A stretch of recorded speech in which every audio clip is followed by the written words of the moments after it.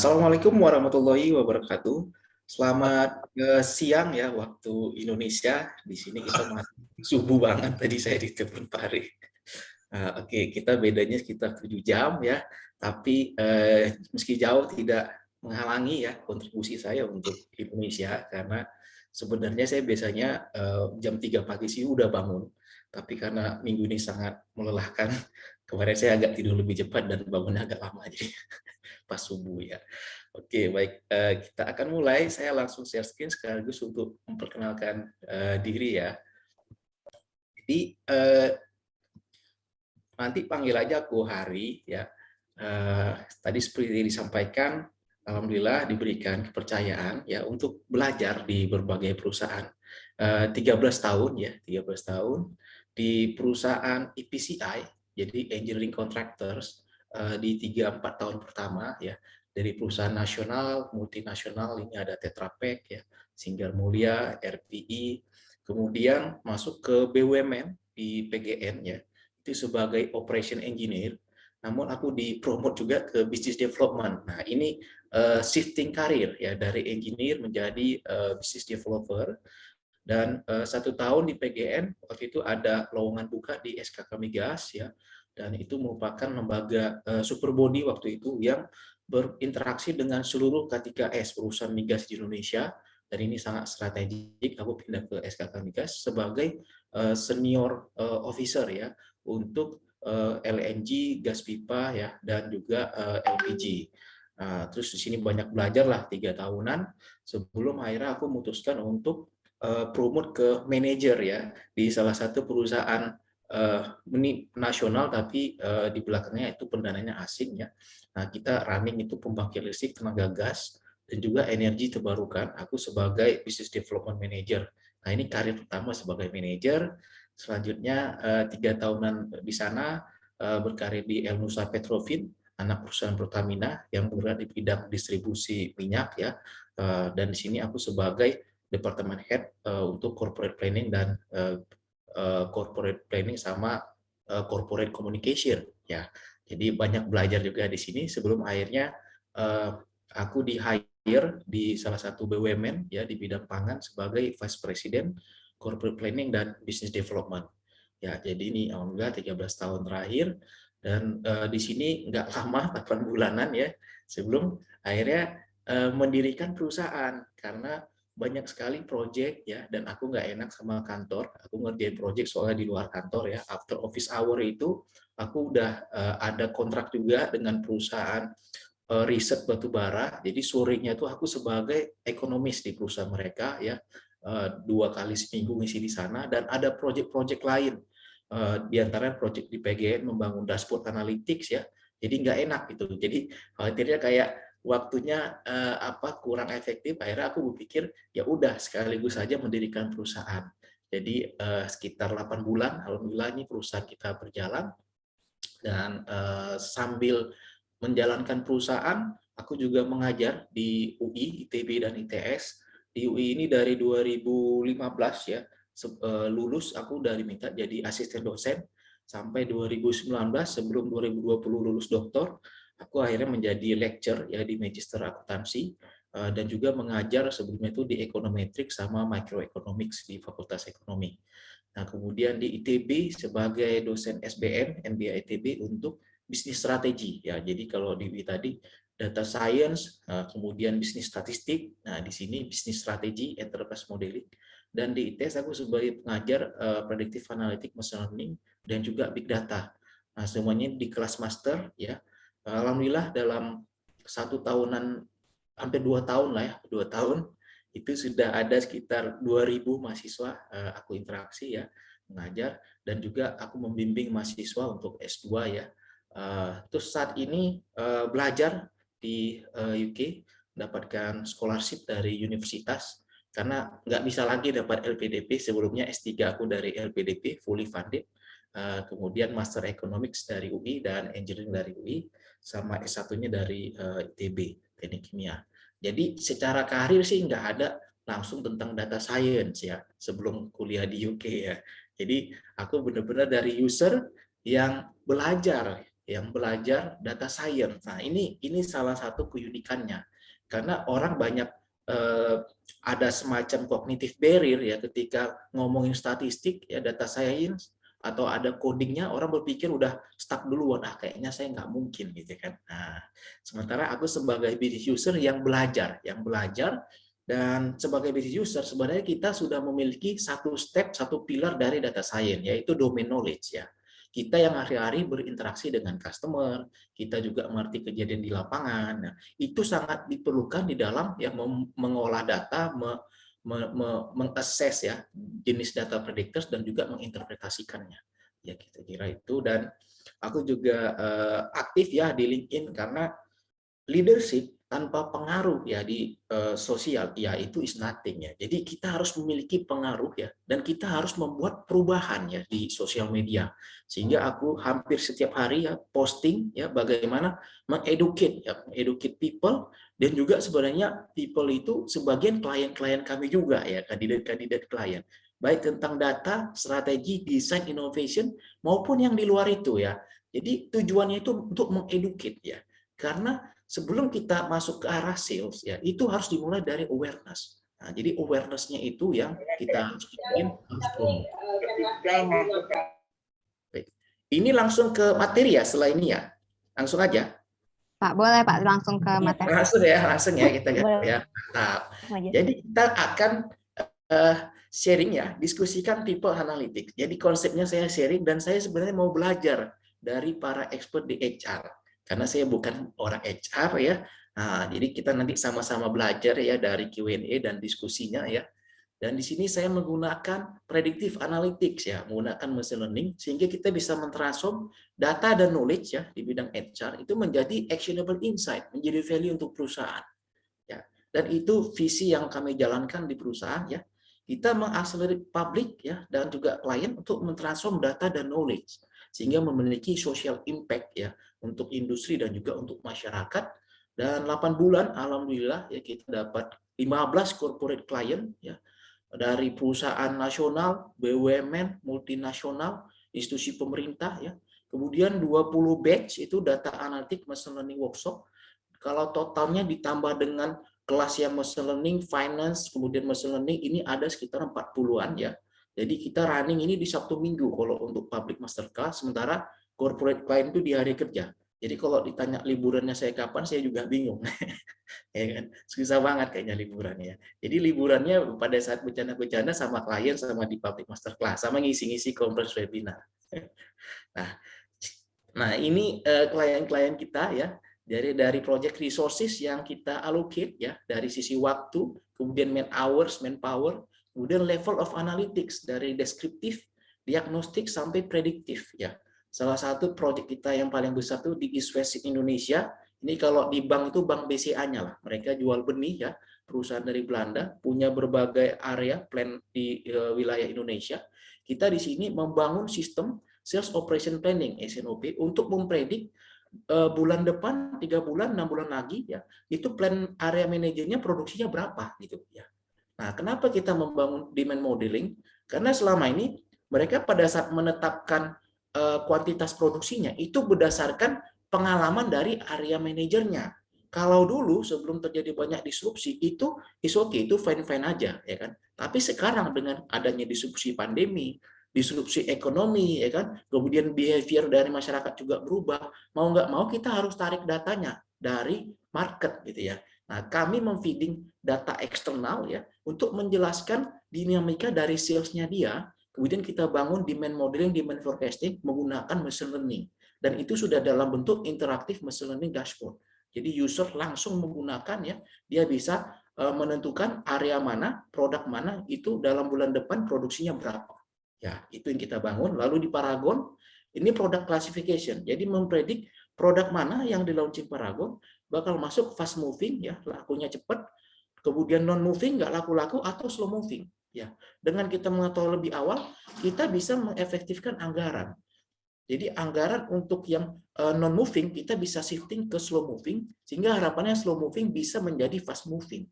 Ya, kemudian kita membangun dashboard di SIG untuk seluruh ya anak perusahaan dan juga SIG. Jadi ada sales, kemudian ada marketing, supply chain ya. Nah, ini kita bangun ada sekitar 200-an dashboard yang saya create ya. Dan uniknya di perusahaan kami itu kami sangat lean sekali ya. Jadi di dalam project kita berkoalisi dengan klien langsung. Jadi kalau ditanya berapa orangnya di sini, ini hampir semua project ini ya one man show sebenarnya. One man show ya. Belakangan saya masterclass, saya libatkan partner. Karena kita ingin mengerjakan project lebih banyak dan lebih besar lagi. Dan sebagian knowledge itu saya udah mulai delegasikan ke mereka. Dan sebagian dari mereka itu saya ajak PhD holder, master, kemudian ada alumni dari kelas masterclass itu kita ajak. Nah, kemudian kemarin ada di IBM ya, ini untuk machine learning in-house masterclass ya, kemudian ada di Dirjen Minerba, di OJK juga sama, kita belajar machine learning tanpa coding. Nah, jadi kan bisa ya, can you imagine ya, machine learning without coding. Ya. Orang selama ini berpikir, wah saya harus pakai coding, nggak perlu. Nanti at the end of the session saya akan show up langsung ya, bagaimana kita menjalankan people analytics ya, untuk menentukan apa ya, beberapa case study ya, itu tanpa coding ya, tanpa coding dengan Nime Analytics. Nah, ini yang saya deliver di beberapa perusahaan, khususnya untuk business user ya, business user. Kalau ini tadi sebagian udah pakai coding, karena sudah masuk ke udah sangat prediktif analitik, udah sangat advance. Jadi kita pakai Python, pakai R, dikombin dengan Tableau sama Power BI. Terus di KPPU ini proyek saya juga itu untuk memapping pemain digital ya berdasarkan data-data sosial media ya, dan juga data-data transaksinya. Siapa market leadernya ya kan, siapa kontendernya, kemudian bagaimana Harris Market Index-nya. Jadi sangat ekonomik ini. Saya menggunakan konsep-konsep industrial organization ya. Nah, seperti itu. Nah, ini di kantor lama saya mendapatkan ya penghargaan Best Innovation ya untuk Petrofin Business Intelligence. Saya bangun from scratch ya. Jadi meskipun levelnya departemen head, tapi saya punya passion ya di bidang mengolah data. Ini saya bangun bareng sama tim saya, akhirnya kita ikut kompetisinya gitu ya. Nah, kita mendapatkan penghargaan, lalu ngisi di yakni Balikpapan. Nah, ini yang di PGN sudah ada 2 proyek besar kita kerjakan di divisi transmisi gas ya. Itu yang dari Sumatera ke Jawa ya. Kemudian untuk yang Jabodetabek, jantungnya PGN itu hampir 50% itu revenue-nya dari distribusi di Jabodetabek ya. Kemudian ini yang di Paragon Wardah. Nah, jadi kalau misalnya nanti teman-teman main ke PGN ya, divisi transmisi sama distribusi, itu ada dashboard yang publik mereka tampilkan. Nah, nanti mungkin bisa ditanya sama timnya, itu kemana waktu itu buatnya sama siapa? Nanti insya Allah dengerin namanya saya gitu ya. Dan saya former employee di PGN, jadi networking itu penting banget untuk menjalankan konsultan. Karena orang itu kadang memberikan proyek bukan karena kolusi, bukan ya, tapi di situ ada semacam kredensial ya. Kemudian di situ juga ada semacam relation yang kita bina, karena dia tahu oh hari itu ABCD sebagainya ya kan, dia gampang promote ke atasannya. Terus dia bilang dia juga former employee kita gitu ya. Jadi seperti itu. Ini yang di East West Indonesia ya yang kita jalankan. Jadi selain meng-create platformnya tadi, saya juga mendeliver know-how-nya ya. Ini yang membedakan kita dengan pemain lain. Karena kalau pemain lain konsultan ya, dia biasa create system, udah jadi, user hanya menggunakan. Kalau kita enggak, kita sangat generous ya. Kita kasih tahu cara membuatnya. Dan terkadang saya di-challenge, terus nanti strategi ke depan gimana? Saya bilang, teknologi data itu berkembangnya sangat cepat, sangat luas. Ya, jadi saya nggak ada isu untuk memberitahu bagaimana cara membangun sistem ini, karena itu yang mereka butuhkan. Masa mereka hanya nambah satu variabel, panggil konsultan bayar lagi? Enggak gitu. Kita cukup itu ya, kita membangun kepercayaan trust sama mereka. Tuh kebutuhan mereka itu banyak lagi yang lain. Dan itu bagian dari loyalty program kami ya. Jadi kita kasih tahu cara membuatnya, sehingga mereka ujungnya ke kami lagi untuk proyek yang lain. Karena kami tahu user itu sibuknya bukan main. Nggak mungkin dia bakal mengalokasikan waktu khusus ya kan untuk buat coding macam-macam. Ujung-ujungnya Dr. Hadi aja lagi yang ngerjain. Nah, kita dapat proyek tahap 2. Nah, jadi bisnis itu all about trust ya. Jadi kita membangun trust, kita tidak ada menutup-nutupi, kita kasih tahu semuanya ya. Dan secara data, saya bilang data as is. Saya tidak ada melakukan re-engineering data, nggak ada nanti. Ya kan, bahkan data imputation aja kita nggak lakukan. Jadi kalau misalnya lakukan data imputation, akurasinya makin bagus. Cuman saya bilang ada bias, ya kan?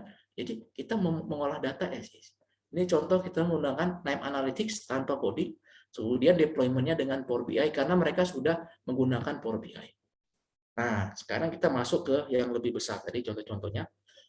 Sampai tahun 2025 ya, itu World Economic Forum mempredik itu skill data itu salah satu skill yang paling penting ya. Dan ini tidak hanya nanti di bidang IT ya. Dan jadi ada satu semacam apa ya, misleading ya. Bahwasanya ketika orang ngomong data itu urusan IT, bukan ya, bukan. Ketika orang ngurusin data itu semua divisi berinteraksi dengan data. Jadi seharusnya ya kemampuan mengolah data ini harus diakuisisi oleh semua divisi. Ya. Dan kita bisa melihat secara jumlah data, kemudian variety, veracity, itu bertambahnya makin cepat, eksponensial. Ya. Dan tuntutan bisnis itu semakin tinggi, ya kan? Kita tidak diminta lagi menjelaskan apa yang sudah terjadi, ya. Tapi kita diminta untuk menjelaskan kira-kira turnover kita, ya, dalam 6 bulan, 1 tahun ke depan tuh berapa persen, ya. Itu nanti saya akan tunjukkan langsung demonya ya. Bagaimana kita bisa memanage ya turnover dengan cara memprediksi dari awal. Kalau kita tahu nanti employee mana yang bakal rentan untuk resign ya kan dari awal, maka kan kita bisa langsung lakukan program engagement kah, atau kita kasih dia mungkin penyesuaian gaji lah atau promosi, dan nanti saya akan jelaskan berbagai faktor ya, baik ekonomi, psikologik, satisfaction di kantor yang berpengaruh terhadap decision orang resign atau enggak, dan itu bisa kita uji untuk berbagai posisi, jenis pekerjaan, industri dan sebagainya. Nah, jadi itu bisa kita jalankan ya dengan predictive analytics kita untuk memprediksi apa yang akan terjadi ke depan. Jadi tidak hanya menjelaskan apa yang sudah berjalan ya. Nah, itu. Nah, ini konsep yang kita gunakan. Nah, kenapa perusahaan kami berkoalisi dengan user? Karena user itu memiliki business understanding. Ya, kami tidak akan mengolah data kalau tidak ada business question yang kita redefine dari user. Jadi semuanya harus dimulai dengan business atau research question. Misalnya ya, bagaimana menurunkan turnover. Nah, itu menjadi business case yang kita address. Tapi kalau misalnya Pak, kami ada data sekian, tolong kami dibantu, tapi nggak clear, questionnya nggak clear ya kan, saya bilang, wah jangan deh, kita harus lakukan dulu interview atau FGD untuk mendefine ya kan critical problem dari organisasi Bapak itu apa ya. Kita buat itu semacam Pareto-nya ya untuk melihat problem mana yang paling besar kontribusinya terhadap perusahaan Bapak, baru kita urutkan prioritasnya itu yang kita address dan kita cocokkan dengan availability dari data. Kalau datanya sudah tersedia, oke, kita jalankan gitu kan. Nah, kemudian dari struktur data, kalau datanya sudah cukup ya struktur, kita bisa langsung jalankan untuk data modeling. Nah, di sini kita ada data preparation, data validation. Nah, ini effort cukup besar di sini. Hampir lebih 50% kita habis di data preparation. Makanya biasanya saya langsung berkoalisi dengan usernya, mereka sebagai PIC, karena untuk merapikan data, biasanya saya kasih contoh. Kalau misalnya case-nya kayak gini, cara ngerapikannya seperti ini, kalau perlu coding saya udah buatkan. Nah, untuk pekerjaan repetition, mereka yang akan menjalankan. Jadi, makanya tadi, one man show itu bisa gitu kan. Karena yang mengerjakan itu kebanyakan PIC-nya. Jadi kalau kita tadi di Paragon misalnya, atau di Investit, itu tim saya ada 10, ya. Jadi kita total ada 11 orang, tapi 10-nya itu dari klien langsung. Canggih jadinya kan. Nah, makanya kita itu modalnya adalah intellectual knowledge, ya, networking. Ya. Jadi, dan ini jadi sangat kompetitif ya kan dibandingkan dia memberikan ke konsultan lain yang mereka banyak orangnya, secara ininya cukup mahal jadinya gitu kan. Nah, seperti itu. Lalu di sini modeling, lalu evaluation, lalu setelah itu kita deploy. Jadi kita deploy itu nanti saya tunjukkan modelnya seperti ini, sudah dalam bentuk deployment ya. Ini contohnya yang descriptive analytics. Saya sampaikan dari descriptive sampai predictive analytics. Mohon konfirmasi sudah terlihat ya? Sudah, Pak. Nah, ini kita bisa lihat nih. Ini untuk yang HR ya kan. Dari distribution, gender, departemen, kemudian years at company, type, job, education, ya kan. Demographic analysis. Nah, ini pakai Tableau. Ini levelnya menjelaskan apa yang sudah berjalan. Cukup mudah sebenarnya gitu ya. Nah, kemudian ini contoh yang lain. Nah, ini people analytics, ya. Nah, jadi enak gitu ya kita menjelaskan performance dari HR ya, itu seperti apa, kemudian demografi dari employee ya, kemudian secara tenurnya mereka, location dan sebagainya ya. Dan ini sudah cukup interaktif ya. Jadi kita bisa klik ini satu, dia berubah yang lain ya. Nah, seperti ini. Terus kita bisa klik by location, misalnya headquarters seperti ini, kemudian remote ya kan. Nah, seperti itu. Terus kita bisa searching by employee ID juga bisa. Ini yang saya create di PGN, tapi untuk yang detail seperti ini saya nggak bisa sampaikan karena ada NDA. Tapi kalau misalnya ada teman-teman mau benchmark ke sana, bisa ke divisi transmisi sama distribusi gas ya, itu di GDMR sama GTM. Ya. Kemudian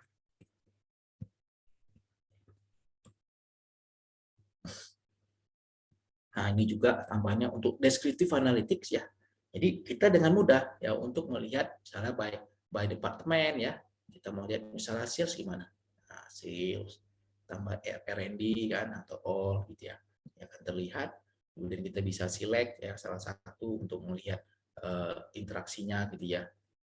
Terus ini menggunakan box plot whisker ya untuk melihat outlier. Jadi outlier itu yang di atas dari upper whisker. Ini pakai sedikit statistik ya. Namanya itu kita menggunakan interval quartile rank IQR. Oke. Kemudian yang terakhir, nah ini saya buat contohnya di healthcare analytics ya.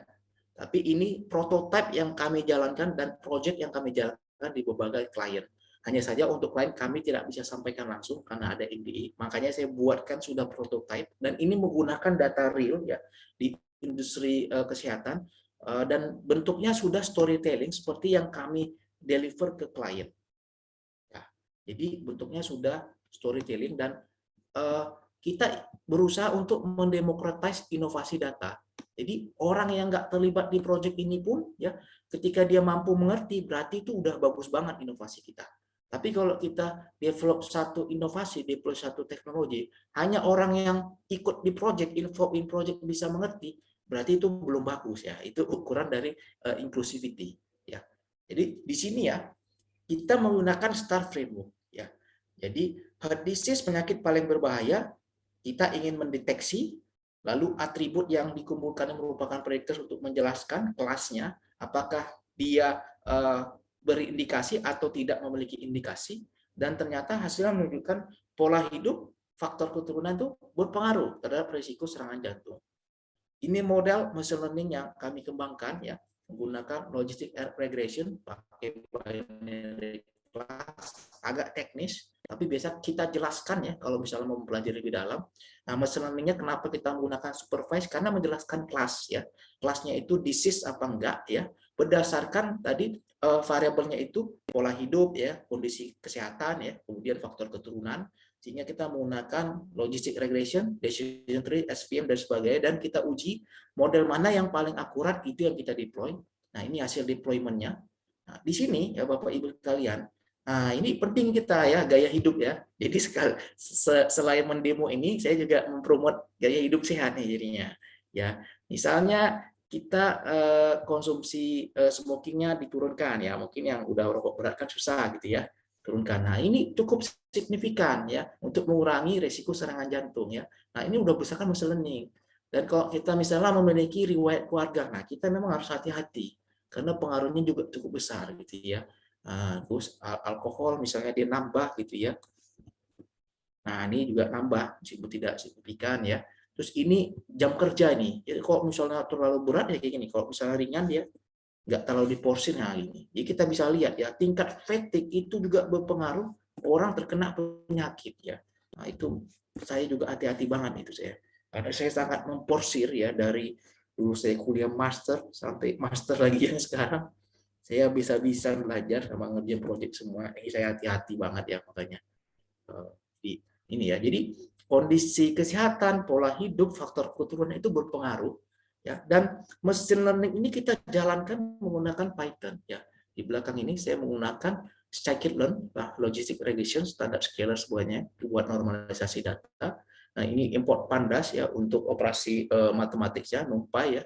Ini ada operasi matriks, mathematical modeling ada di sini. Dan di sininya juga sama, saya buatkan codingnya.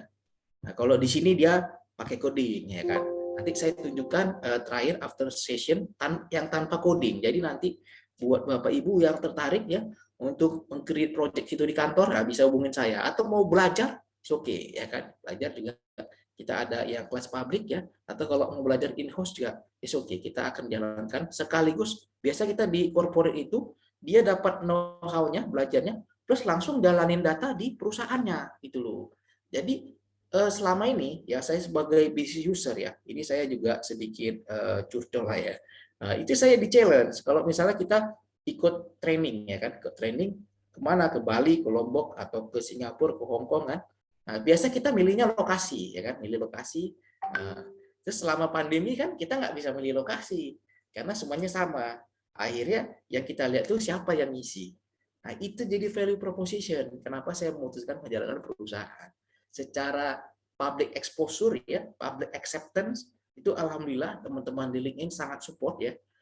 Dan secara popularitas saya bisa mengukur semakin meningkat gitu ya. Dan itu modal yang paling bagus untuk menjalankan usaha ya, networking ya. Dan user biasanya nanya gini di kantor, Har, kamu udah training kemarin di Lombok di mana segala macam. Lalu apa nih outcome-nya untuk perusahaan? Kan kita nggak bisa bilang, Pak, saya dapat sertifikatnya gitu. Terus saya belajar ini. Perusahaan itu kan pengennya outcome ya. Mana hasilnya gitu ya? Mana hasilnya gitu. Nah, sehingga sementara di sisi lain kalau proyek kita kasih konsultan itu kan miliaran ya. Kita kena 3 miliar, 5 miliar dan sebagainya, mahal banget gitu. Mana mungkin kita bayar konsultan untuk di bidang data ya, itu bisa ya 500 juta nggak mungkin ya kan pada saat itu. Sehingga saya berpikir, bisa nggak ya kita meng-create satu project, know-how-nya dapat ya, project outcome-nya jalan sistemnya. Hingga secara angkanya nggak sampai miliaran, kita mainnya di ratusan juta gitu. Terus saya juga berpikir gimana caranya biar supaya secara man hours-nya masuk. Oh, berarti kita koalisi dengan kliennya langsung, ya kan? Nah, jadi alhamdulillah bisa dibayangkan 15 perusahaan corporate ya di luar dari masterclass selama 8 bulan. Saya ya alhamdulillah banget ya, rezeki lah ya. Dan semuanya project kita kerjakan online. Kita kerjakan semua online. Jadi itu salah satu ini ya. Ini cukup lama tadi karena datanya besar ya. Ini saya hanya menunjukkan ini contohnya. Cukup ini dia menjalankan ini dulu. Oke, nanti setelah ini jalan saya tunjukkan sedikit code-nya ya. Biar nggak dikirain fake ya kan. Ternyata dikirain itu fake, enggak. Semuanya kita jalanin kita sendiri. Kita tuh tangannya tangan kotor ya. Saya tangannya kotor. Saya mengerjakan langsung ya. Dari mendefine data, kemudian membangun hipotesis development, membangun model, menginterpretasikan ya, sampai mendeliver ya know-how-nya. Kita buat workshop dengan user, itu saya jalankan ya. Nah, itu. Oke, nanti sampai di sini kita balik lagi. Nah, jadi ini framework yang kita gunakan ya sebagai cara untuk mendeliver know-how. Jadi kita berkoalisi dengan user. Kalau partai kan bercandanya kami berkoalisi dengan rakyat ya kan. Kayaknya ada nggak partai yang benar-benar kayak gitu di Indonesia ya. Nah, kalau kita benar-benar menjalankan koalisi dengan user. Kenapa? Karena mereka dapat learning experience-nya, ya kan? Jadi semuanya ini juga tentang learning. Mereka dapat pengalaman, learning experience. Jadi kalau di mahasiswa SBM MBA ITB, saya tuh sering bedah perusahaan saya sendiri, jadi case study. Saya suruh mahasiswa challenge, apa yang kurang, ya kan? Dan yang saya deliver dalam value proposition business model canvas, itu bukan data, bukan Python, bukan Tableau, bukan R, bukan. Yang saya deliver, yang kita deliver itu adalah learning experience ya.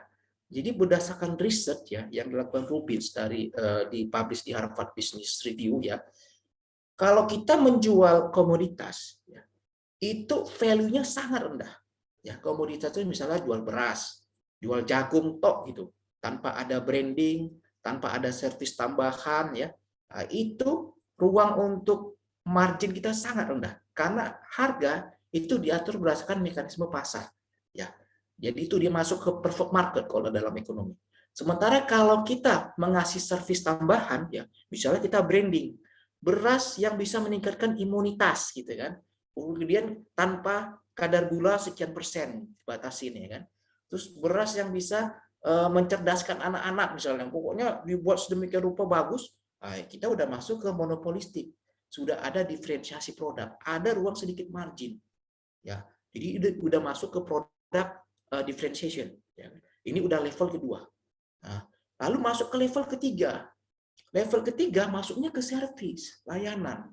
Makanya kalau kita perhatikan, kenapa Singapura itu masyarakatnya dikit, nggak punya natural resources, tapi kenapa dia jadi negara maju, ya kan?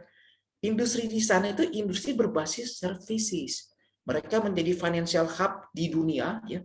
Kemudian mereka menjadi basis-basis perusahaan yang mendirikan headquarter di Asia, ya, sehingga transaksi uang itu di Singapura, ya. Dan kita bisa kaji investor terbesar di Indonesia itu adalah Singapura, dan boleh jadi sebenarnya orang Indonesia sendiri yang punya uang di sana gitu. Bisa kebayang ya. Jadi industri jasa, ya. Industri jasa ini tuh udah sifatnya itu lebih ke perception, perceived value, perceived value. Jadi contohnya kita meng-create misalnya consultancy, itu perception, sulit membandingkannya karena servisnya kan berbeda-beda, ya. Dan terakhir level yang keempat itu adalah experience, ya. Dulunya sebelum terjadi pandemi, contoh industri berbasis experience yang maju itu adalah tourism sebenarnya. Karena orang nggak mikir kalau misalnya dia punya uang, dia mau liburan misalnya pakai sport tourism, misalnya dia ke Manchester gitu kan, sport tourism, dia nggak mikir, wah mahal banget, nggak mikir karena udah jelas segmennya di sana itu adalah untuk kalangan high end. Jadi kita bisa cas harga itu optimal gitu kan.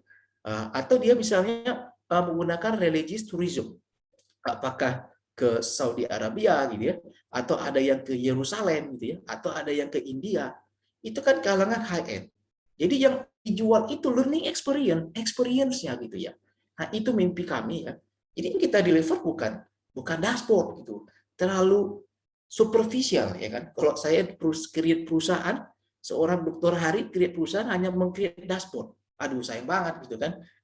Sekolah tinggi-tinggi sayang hanya buat dashboard. Jadi kita mendeliver ya learning experience ya plus project experience ya. Jadi experiential learning.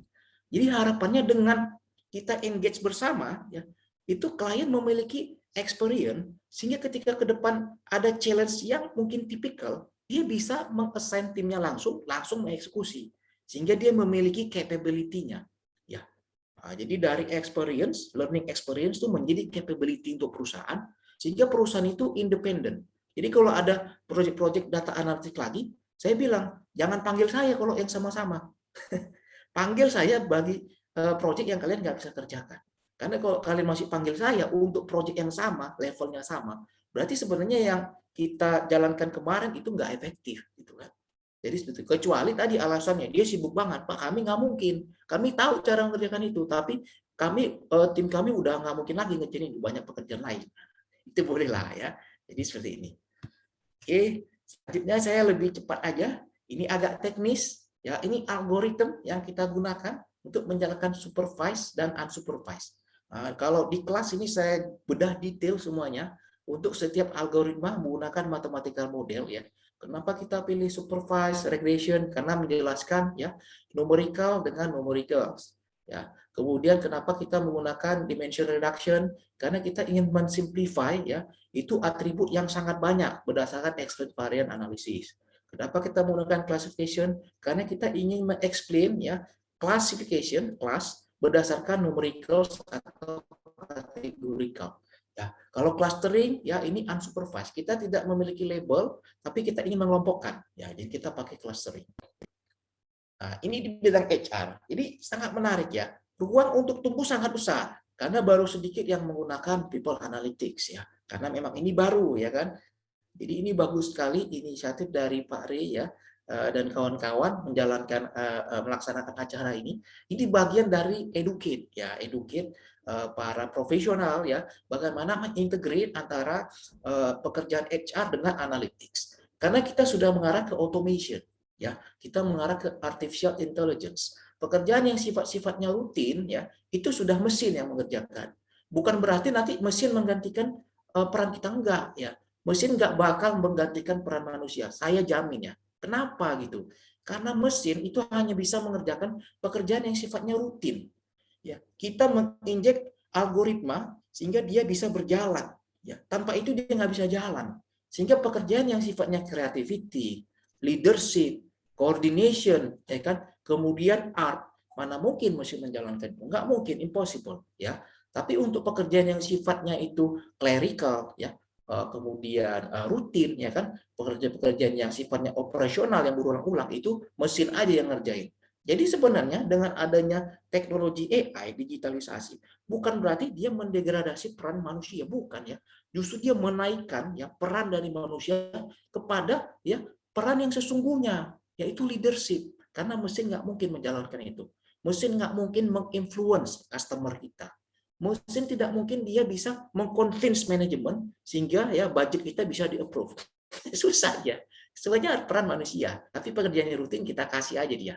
Ya, jadi untuk misalnya payroll itu bisa ya kan, payroll, kemudian misalkan untuk mempredik tadi turnover ya itu bisa, tapi kalau interview nggak mungkin lah, itu kita harus langsung kan, karena itu kan qualitative research sebenarnya, part of qualitative research, kita menggali berdasarkan interview ya, hasil dari speech orang ya, pemikiran orang, nah itu kan banyak interpretasi di sana. Ini level analytics ya, tentunya kalau dari awal belajarnya dari deskriptif, diagnostik sampai nanti prediktif analitik. Ini menjelaskan apa yang sudah terjadi, menjelaskan apa yang terjadi saat ini menjelaskan apa yang akan terjadi. Di industri sendiri paling banyak menggunakan regression, ya regression, kemudian classifiers ya. Makanya kalau ada orang yang buat canggih-canggih tapi sebenarnya nggak dipakai di industri, hanya use case saja, ya kan, sayang gitu kan. Kalau kami itu memang mengerjakan langsung bersama user, ya. Regression analysis kita gunakan tadi untuk demand modeling, demand forecasting ya. Jadi yang menarik dari apa yang kita kembangkan ya, kami tidak hanya menggunakan data dari user, enggak.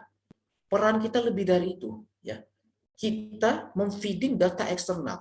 Jadi dari indeks harga di tingkat produsen, di tingkat konsumen, data-data ekonomi ya, pertumbuhan ekonomi, inflasi, nilai tukar, kemudian biaya produksi petani, biaya untuk pupuk, biaya untuk tenaga kerja, terus biaya untuk hama, pestisida ya. Itu kita punya, dan itu punyanya nggak agregat Indonesia. Kita sudah punya kabupaten kota dari tahun 2000 sampai 2020 setiap bulan. Jadi multidimensi data. Dan kita lengkapi dengan data lingkungan. Ya kan? Data lingkungan itu data humidity, precipitation, pressure, temperature, wind speed. Jadi kalau klien punya plan di seluruh wilayah apapun di dunia, dia cukup kasih long latnya ke kami, ya kan? Kami bisa sajikan data dari tahun 80-an, itu dari data wind speed, pressure, temperature, humiditas, precipitation, itu kita bisa sediakan dan kita jalankan modelnya untuk menjelaskan model dia. Contohnya ya, case-nya itu di tadi spreadsheet Indonesia. Kan menjadi tanda tanya, kenapa curah hujan ya, precipitation itu berdampak negatif sama kami katanya. Oh, kan saya di-challenge balik. Pada saat hasil regresinya kok malah negatif ya kan? Ternyata setelah kami uji dengan partial regression, hubungan itu non-linear, dia kuadratik parabola. Jadi di produktivitas pertanian, kalau musimnya itu musim kering banget tanpa hujan pun dia hujan sedikit banget, itu juga dia nggak produktif. Tapi kalau hujan terus, dia juga nggak bisa nanam-nanam gitu kan. Nah, jadi aneh juga kalau ada tokoh politik dia ya bercanda ya kan, tengah-tengah hujan dia nanam gitu kan, karena nggak diketawain orang jadinya. Karena kalau musim hujan orang nggak mungkin nanam gitu. Nah, jadi produktivitas pertanian itu hubungan antara precipitation ya dengan produktivitas itu dia non-linear, jadi kuadratik. Kita uji gitu ya. Nah, ini kita jalankan regression analysis. Lalu classifier tadi memprediksi ya churn analysis. Jadi customer yang memutuskan untuk stop layanan, employee churn ya, jadi employee yang dia memutuskan resign. Nah, itu juga bisa. Kemudian banyak case-case lain ya, misalnya operation failure, kemudian ada outlier detection ya. Kita bisa menggunakan juga clustering. Jadi ini teknik-teknik yang kami gunakan Jadi makanya kami sudah banyak di sini ya. Kalau Indonesia banyak arah di sini. Kemarin kami baru diminta salah satu perusahaan power plant terbesar di Indonesia, dia minta kami sampai prescriptive analytics ya. Saya kemarin bercanda ya, kalau ini jalan, proyek ini berhasil tahun depan itu kita bakal kontrak dalam 1 tahun ya. Kita bakal jadi advisor dia untuk mendampingi transformasi digital perusahaan dia di seluruh wilayah Indonesia ya. Dan ini salah satu proyek yang besar juga ya, sama yang lain-lain ya. Nah, makanya kemarin saya juga udah hire expatriat, ada di UK juga ya. Dia juga akan bantu saya dan kita akan going global juga, tidak hanya mengerjakan proyek di Indonesia ya. Jadi itu udah sangat banyak kebutuhannya, makanya saya hire orang dan kayaknya itu pun masih kurang, masih kurang. Nah, jadi dia mintanya prescriptive analytics. Jadi kalau prescriptive analytics, dia itu nggak ngapa-ngapain, langsung mesin ngasih tahu, Bapak harus ganti mesin, ya kan? Karena kalau enggak nanti ini akan outage ya, terjadi failure. Dia langsung ngasih tahu sistemnya ke kita gitu. Berdasarkan hasil predictive analytics ya. Dia udah lebih otomasi. Jadi sangat canggih ya, dan concern saya itu dari sisi datanya sebenarnya, karena dia harus langsung terhubung dengan sensor ya, transmitter di lapangan dia. Jadi kita harus tarik listrik itu ya untuk mendeteksi kerusakan alat sejak dini ya, sehingga dia tidak mengalami unplanned shutdown, dan itu bisa menghemat ya sekian ratus ribu dolar ya, karena kalau dia terjadi unplanned shutdown belum tentu dia ada spare part, sehingga nanti ada gangguan listrik ya kan, dia udah kehilangan itu opportunity loss gitu ya. Nah, itu yang kita sedang bangun. Ini contoh-contoh people dashboard ya, yang ini levelnya menjelaskan apa yang sudah berjalan ya, descriptive analytics, tapi kita biasanya mulai dari sini ya kan, namanya belajar ya, kemudian nanti masuk ke mulai ke diagnostik ya kan, melihat trennya ya, komposisi, kemudian kita melihat highlight ada di mana yang paling besar gitu ya. Nah, dan di sini saya sampaikan matriksnya ya. Jadi kita penting banget nih HR Analytics ya. Apakah untuk performance improvement, berarti kita pakai KPI dashboard monitoring, ini kita udah sering jalankan ya di beberapa perusahaan, atau kita ingin memanage ya, itu performance dari eksekutif, misalnya di level project ya, atau investment portfolio ya. Dan di sisi lain ya, ini bagian dari investment sebenarnya, makanya ada return on investment. Karena kita membangun sistem, lalu kita utilize ya, dan ada value yang kita dapatkan. Makanya saya sering sampaikan ya dengan berbagai klien, kalau misalnya kalian sudah memiliki dashboard, tapi hanya menjelaskan apa yang sudah terjadi, itu ROI-nya rendah. Karena kan teknologi kan punya investasi, ada biayanya, ya kan? Nah, harus kita benar-benar exploit itu manfaatnya. Kita harus benar-benar exploit manfaatnya. Kita harus kembangkan ke arah predictive dan prescriptive analytics ya. Oke. Nah, ini terakhir yang akan saya jelaskan ya. Ini untuk memprediksi ya decision employee untuk resign. Nah, ini menarik dan ini tanpa coding ya. Jadi kita buat star di sini how to predict employee attrition ya for reducing the employee turnover, and kita bisa maintaining talent development. Ya. Jadi tasknya kita needs to predict the attrition class ya by collecting ya the explanatory variables ya. Dan actionnya kita jalankan tadi menggunakan CRISP-DM ya, dari data transformation, partitioning, model comparison, evaluation, and deployment. Dan resultnya ternyata organizational features ya, individual, psychological ya, dan satisfaction itu menentukan. Saya sudah bukakan sistemnya di sini ya. Sekaligus nanti kita bisa mancing banyak tanya jawab di sini.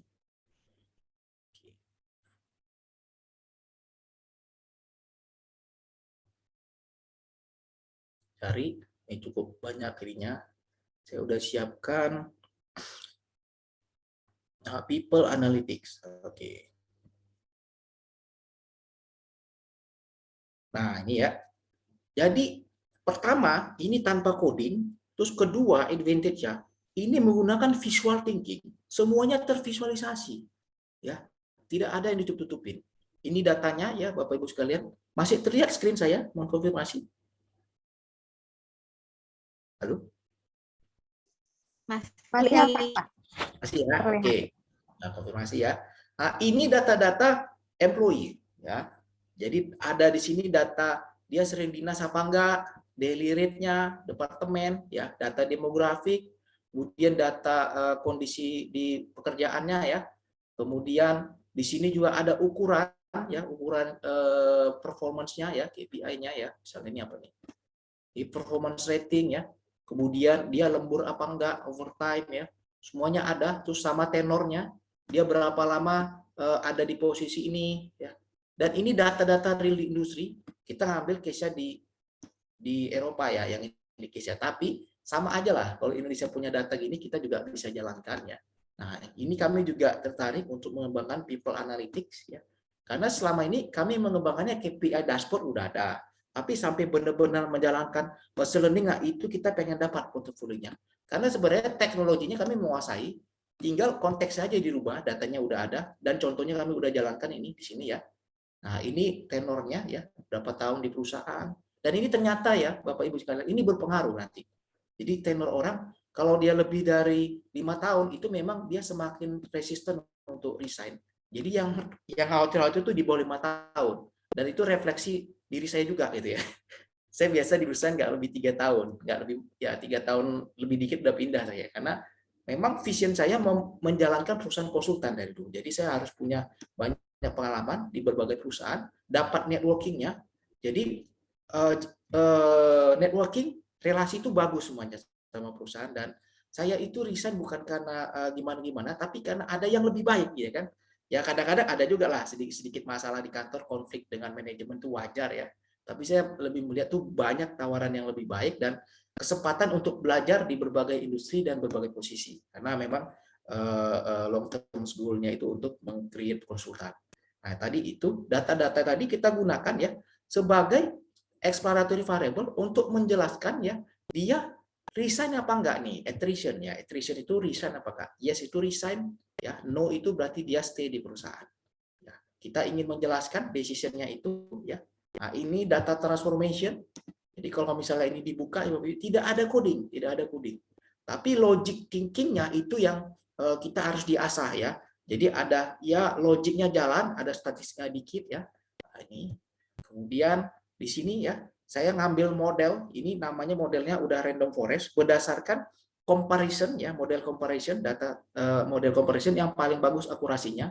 Ini saya tunjukkan ROC curve, receiving operator characteristic.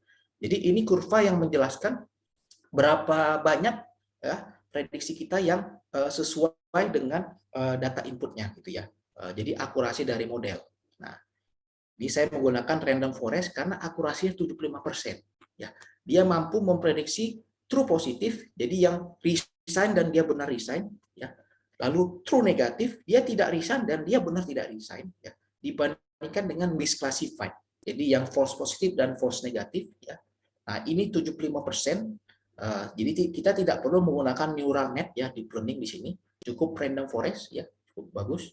Nah, lalu dari model yang dipilih, ini saya panggil modelnya, lalu kita predik, ya, di sini, ya. Dan hasilnya itu sudah dalam bentuk dashboard. Namanya sudah bentuk dashboard. Nah, jadi kita bisa melihat, oh, si karyawan di row sekian, jadi misalnya di ID employee-nya, ID employee nomor 5, nomor 7, ya, dia stay di perusahaan. Tapi yang nomor 2, dia bakal resign. Sehingga kita ingin menjelaskan, berarti variabel ini berpengaruh dong. Dia resign dari total satisfaction, nanti tenornya, ya, dan sebagainya. Dan kita bisa tunjukkan berapa persen sih yang bakal resign. Itu adanya, ya, 189. Kalau kita ubah menjadi percentage, nah ini menariknya sudah dalam interaksi. Interaktif 13%, ya. Turnover kita dalam setahun ke depan dengan data-data karyawan saat ini itu ada 13% yang bakal resign. Oh, mungkin udah warning kan buat HR ini kan, gimana caranya kita meretain nih talent-talent ini kan. Kita tentunya nanti akan pilih-pilih mereka yang mungkin memang nggak bisa ditahan lagi, ya, gimana, nggak bisa lagi, tapi yang bakal masih bisa ditahan, ya, dengan cara promosi, penyesuaian gaji, atau nanti kita trainingkan dia, ya. Itu mungkin bisa kita jalankan. Dan di sini kita bisa lihat pengaruhnya dalam 2 dimensi, ya. Pertama, nanti saya akan sampaikan after date, ya, itu dalam 3 dimensi. Jadi di sini kita bisa melihat kalau kita plotkan, ya, antara monthly income, ya, monthly income dengan total working years, ya, loyalitas dia, ya kan? Kita bisa lihat. Memang kalau income-nya kecil, ya gimana ya? Ya memang rentan gitu ya. Karena banyak perusahaan lain menawarkan ya bisa berkali-kali gitu kan. Itu rentan memang dia. Makanya penting sekali ya, saya kira nanti HR yang memiliki knowledge itu ya untuk appraisal ya. Ini terlihat di sini dan total working years-nya juga dia di bawah dari 5 tahun ya. Jadi ini cukup rentan ya, cukup rentan. Di sini tetap ada. Mungkin menurut saya dia udah lama di sini tapi mungkin di offer berkali-kali atau posisinya langsung naik CEO kali ya. Dia tetap resign ya. Tapi secara keseluruhan kita bisa lihat ya, income dan total working years itu berpengaruh dan ini kita bisa ganti-ganti ya, misalnya kita ganti misalkan overtime ya, tingkat kelelahan kali ya ukurannya. Ini tidak terlalu menunjukkan karena yang atas juga banyak, yang bawah juga banyak ya. Terus kita bisa lihat juga misalnya berdasarkan orang yang sering dinas apa enggak gitu ya. Ternyata di sini menarik ya, kalau dia travel frequently, oh enggak, ini hampir-hampir sama ya, hampir sama, banyak sama-sama resign. Saya akan menunjukkan langsung nanti di tiga dimensinya. Ini lebih apa ya, lebih convincing hasilnya, lebih interaktif juga, karena kita bisa putar ya, bisa putar ininya nih. Nah, kalau di slide yang saya kirim itu kita nggak bisa putar-putar kan, karena dia PowerPoint kan. Nah, jadi kita bisa lihat nih, kalau kita plotkan ya monthly income ke kanan itu artinya dia semakin rendah income-nya. Lalu kalau total satisfaction dia ke arah menuju kita, ya itu dia semakin puas ya. Years income ini tenornya ya. Maka kita bisa lihat nih, kalau income-nya semakin rendah, ya tentunya semakin rentan dia untuk resign. Demikian juga total satisfaction. Jadi ini bagian dari psychological factor ya. Kira-kira dia nyaman nggak sih di perusahaan? Karena kan kenyamanan relatif ya. Ini bagian dari psychological feature ya. Tenor ini juga proxy dari ya culture di perusahaan, ya kan, nyaman nggak dia di sana lama gitu ya. Dan ini terlihat ya. Jadi kalau income-nya semakin rendah, ya years at company-nya juga semakin singkat ya, shorter. Lalu total satisfaction juga semakin rendah, cenderung dia bakal resign. Ya, di sini yang mana purple gelap ya, dark purple. Dan ini kita bisa ganti-ganti, ya kan? Kita bisa ganti misalnya tenornya dia dengan atasan misalnya. Ya, years with current manager. Nah, ternyata ini menarik ya, karena di sini ada seolah-olah dua kelompok yang terpisah. Ya. Jadi meskipun dia lebih dari 4 tahun, ini ada kelompok yang rentan juga dia resign. Ya, ini tenornya dengan current manager. Ya, tenor with current manager. Nah, jadi yang kurang 2 tahun juga itu rentan ya, dan lebih dari 4 tahun juga ternyata juga ada. Jadi ini inconclusive findings ya kalau dalam riset. Kalau yang tadi itu conclusive findings. Nah, di sini ada seolah-olah dua cluster, ya, dua cluster. Lalu kita bisa exercise juga ya, nanti untuk misalnya dia udah ada training juga sih gitu ya, training timeless years. Terakhir kali dia trainingnya kapan gitu? Training timeless year. Nah, ini menarik ya. Ternyata ketika dia udah ditrainingkan, tidak serta-merta itu meningkatkan loyalitas. Ya, tidak serta-merta meningkatkan loyalitas ya. Tapi boleh jadi ini memang perlu di riset ya. Karena kan kita di sini menjelaskan berdasarkan data as is. Tapi apa yang terjadi fenomenanya enggak semuanya ada di data. Kita harus gali. Ya, kita harus lakukan interview FGD ya, atau melakukan ethnographic research atau observasi untuk menjelaskan kenapa orang setelah di training dari perusahaan ini 1 tahun, 2 tahun atau 3 tahun dia rentan untuk resign ya. Boleh jadi ya training itu meningkatkan value-nya dia sehingga dia dilirik oleh perusahaan lain. Nah, mungkin nanti implikasi strategi ya after dia training biasa kita ada ikatan ya kalau dari beberapa perusahaan gitu. Sesuai dengan nilai trainingnya atau dia disekolahkan itu bisa ada 2N+1 gitu ya. Nah, ini menarik ya. Jadi kita bisa melakukan eksperimen ya. Dan ini tanpa coding, sekali lagi tanpa coding ya. Jadi nggak ada sini codingnya, nggak ada. Kecuali nanti udah deep learning, udah sampai dalam banget. Kita injek tuh Python sama R di NIME ya. Tapi di sini nggak ada. Ini saya bisa buka contoh salah satu algoritma yang kita jalankan ya. Di sini tidak ada, tidak ada coding. Nah, ini random forest learner ya, tidak ada codingnya di sini. Ini hanya settingan nodes ya, settingan nodes kayak gini. Kemudian saya juga sampaikan ya, ini sekaligus yang akhir slide, jadi tidak perlu lagi untuk saya jelaskan slide karena udah langsung interaksi ada di sini ya. Terus ini kita misalkan komponennya di open. Nah, ini ada decision tree-nya, Bapak Ibu sekalian, teman-teman sekalian. Kita bisa menjelaskan, ya kan? Kalau untuk role tertentu, keputusan dia resign itu ditentukan berdasarkan apa aja. Ya, contoh di slide itu kan saya tentukan untuk research scientist ya. Saya select research scientist fokus ya. Jadi ada 15% ini data trainingnya yang dia bakal resign ya. 84% ini yang stay ya. Ini data training, bukan data testing ya. Lalu ini research scientist untuk peran-peran tertentu ya. Kita mau menganalisis, kan ini kan cukup tinggi 16%. Kita mau melihat variabel apa sih yang buat research scientist ini resign gitu ya.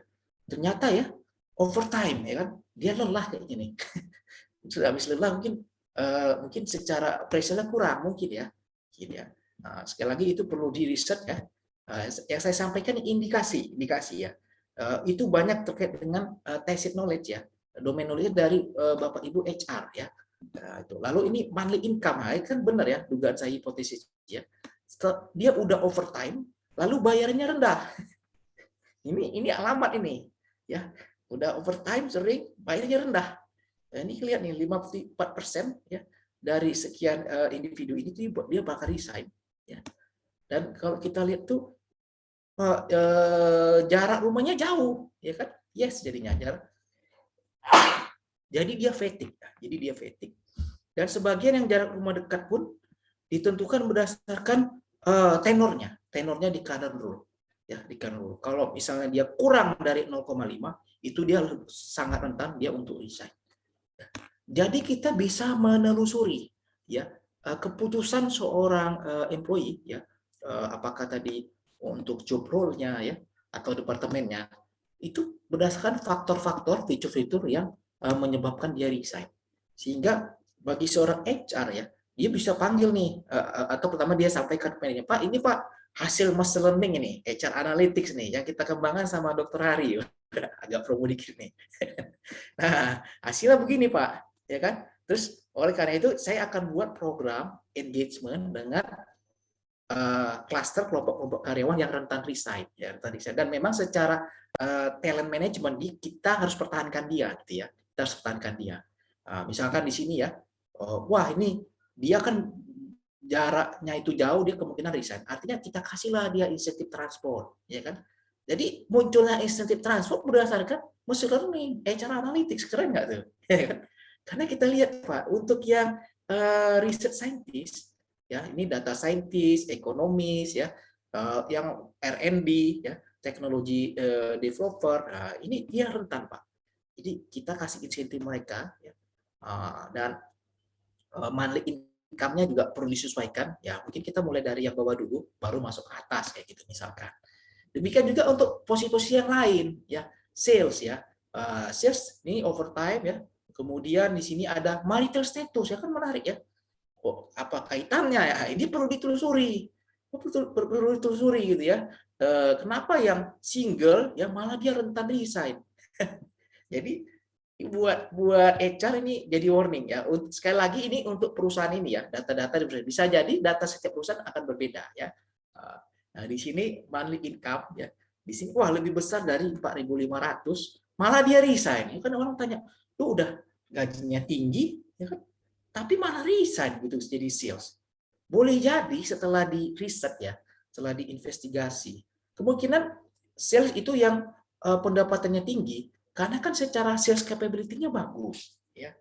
Dan ya dunia ini bekerja ya karena orang sales juga bisa jualan gitu ya. Jadi banyak kompetitor lain itu yang meng-offer dia juga gitu. Jadi hati-hati. Bukan berarti ketika tim sales udah kita appraisal gajinya, dia tidak resign, hati-hati gitu kan. Ketika performance dia bagus, mungkin tidak hanya monthly income yang harus kita tawarkan ke dia ya, tapi mungkin ada program-program lain ya, sehingga bisa meretain talent yang bagus tadi ya. Nah, kira-kira itu yang ingin saya jelaskan ya. Jadi kiranya bermanfaat. mungkin kita akan lebih banyak nanti tanya jawab ya.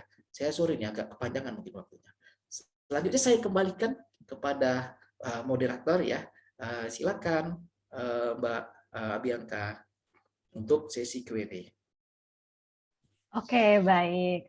Selanjutnya, sebelum sesi Q&A, akan ada sebuah presentasi dahulu untuk dari Mbak Ismi. Dan untuk teman-teman yang mempunyai pertanyaan, bisa langsung bertanya di Slido yang ada di chat linknya ya. Oke, sekarang untuk Mbak Ismi, boleh dipersilakan. Oke, baik. Terima kasih untuk waktunya. Oke, Bapak Ibu semuanya, izinkan saya untuk sedikit mungkin menjelaskan tentang TFI. Jadi di sini juga saya akan memperkenalkan juga nih TFI itu ada siapa aja. Bisa dilihat ya di partisipan, itu kita ada beberapa ya, ada Ibu Astri, ada Ibu Tisha, Ibu Clara, Ibu Adel, Ibu Resa, dan Ibu Abin sendiri, dan juga Pare gitu. Jadi kami adalah Talent Fit Indonesia. Nah, untuk Talent Fit Indonesia sendiri adalah HR consulting. Mungkin ada yang udah tahu dari lama, ada yang baru tahu juga. Jadi kita ingin building agile organization to grow your business through HR technology gitu. Nah, ini untuk service kami biasanya nanti akan dijelaskan sedikit. Kemudian sebentar ya, saya lupa di sini. Nah, jadi kita ini udah berdiri dari tahun 2016 dan sudah dipercayai oleh 100 lebih companies di Indonesia dan sudah melakukan 2 juta lebih asesmen di seluruh Indonesia. Base-nya di Jakarta, tapi kita udah sampai ke Kalimantan dan sampai juga ke Papua gitu. Nah, ini untuk klien-klien kami ada dari mining energy, manufacture, FMCG, teknologi and startup, kemudian ada state-owned company atau BUMN ya. Kemudian juga ada logistik and hospitality, education and consultant, lebih ke kayak kita kerjasama gitu melengkapi. Kemudian ada service and contractor gitu. Nah, seperti yang tadi udah kelihatan di halaman pertama ya, kita ini terbagi jadi 2 service-nya. Ada HR strategic stream, ada HR operation stream. Seperti itu. Nah, untuk strategiknya sendiri ada organization analytic, ada people analytic, talent strategic, dan performance management system. Sedangkan untuk operation-nya ada HR information system dan background information. Seperti itu. Nah, untuk organization analytic, di sini kita ada macam-macam juga. Organization analytic itu kayak organization development sih sebenarnya gitu. Mungkin umumnya diketahuinya seperti itu.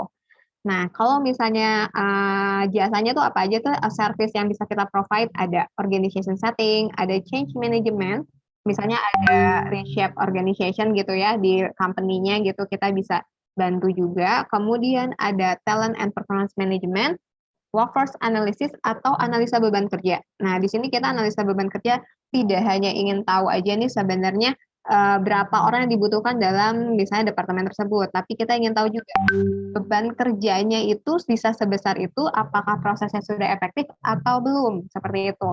Nah, jadi nggak cuma analisa beban kerja di situ aja ya, makanya namanya workforce analysis. Seperti itu. Kemudian di sini juga ada job analysis dan job evaluation.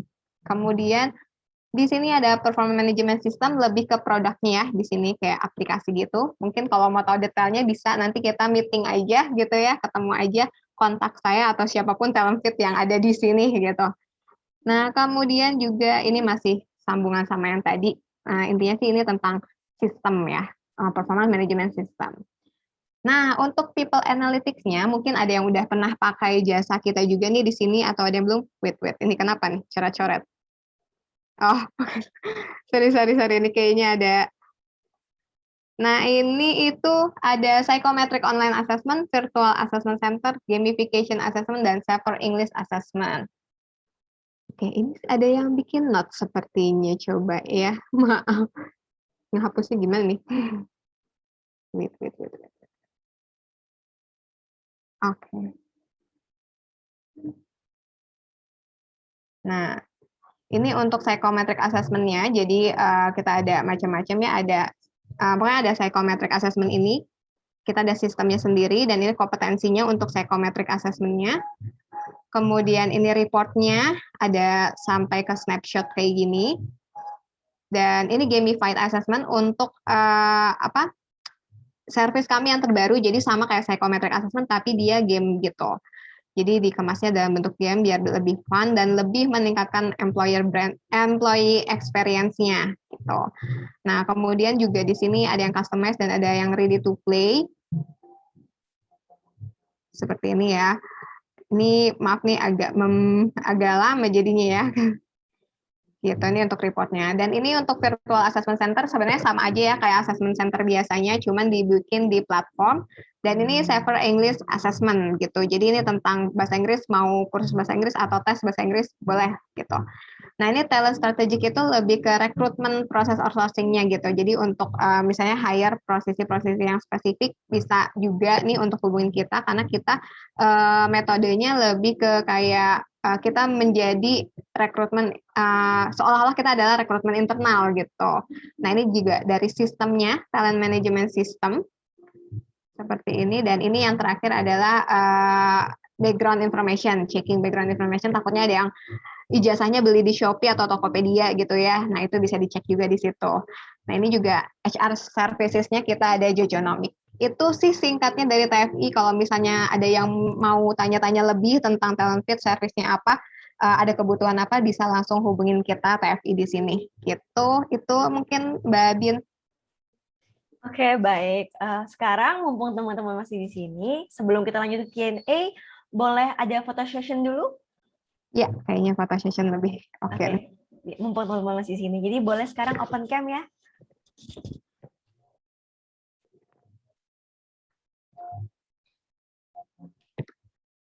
Baik.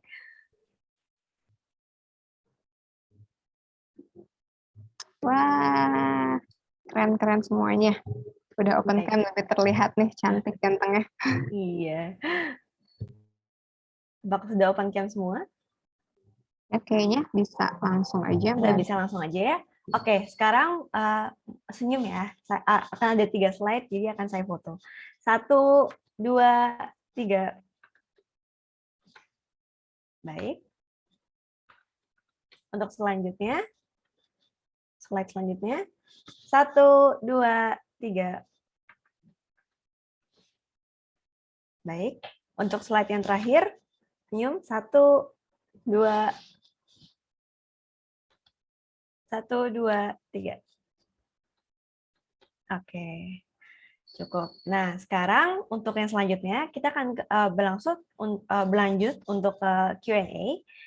Oke, untuk pertanyaan pertama akan saya tampilkan.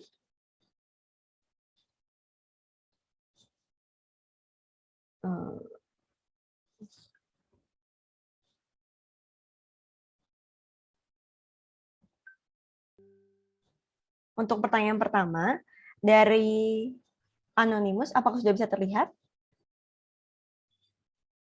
Sudah. Anonymous siapa nih? Mungkin mau open mic.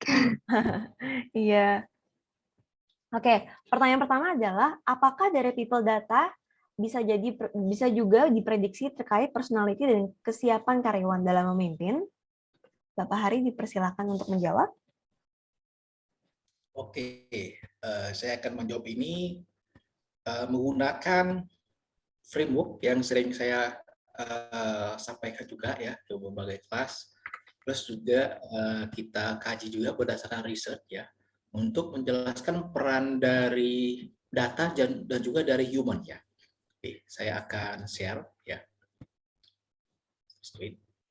Oke. Jadi pertanyaan ini kan terkait dengan apakah kita bisa menilai ya kepemimpinan seseorang ya, kemudian menentukan kesiapan orang tertentu ya untuk diberikan posisi promosi dan sebagainya. Saya menggunakan framework dari Snowden ya. Ini expert di IBM yang mengembangkan itu berbagai teori-teori besar ya. Di antaranya ini chaos theory ya, chaos theory.